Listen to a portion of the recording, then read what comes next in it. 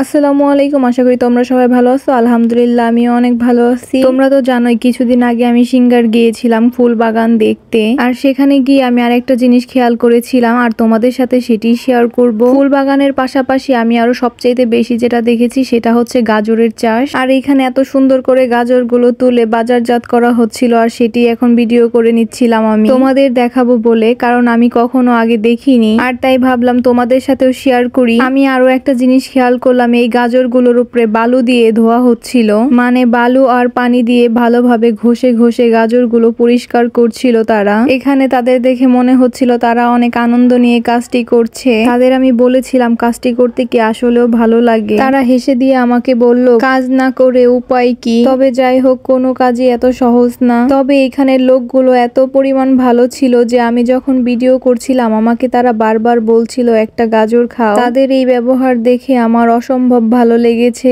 আর তাদের আরেকটি কথা জিজ্ঞেস করতে জানতে পারলাম তারা আমাদের এইখানের লোক না, তারা আসলে আমাদের মানিকগঞ্জ জেলার না, তারা এসেছে রাজশাহী থেকে। কিন্তু আমার এই গাজরের প্রসেসিংটা খুব ভালো লেগেছিল, তাই আমি ভিডিও করেছিলাম তোমাদের দেখাবো বলে। দেখেছো তারা কত সুন্দর করে গাজরগুলো ধুয়ে বস্তায় ভরে নিচ্ছে। এগুলো এখন বিভিন্ন জায়গায় চলে যাবে। তোমাদের কাছে এই ভিডিওটি কেমন লেগেছে অবশ্যই তোমরা কমেন্ট করে জানিও। আজকে এই পর্যন্তই, তোমরা সবাই ভালো থেকো। আল্লাহ হাফেজ।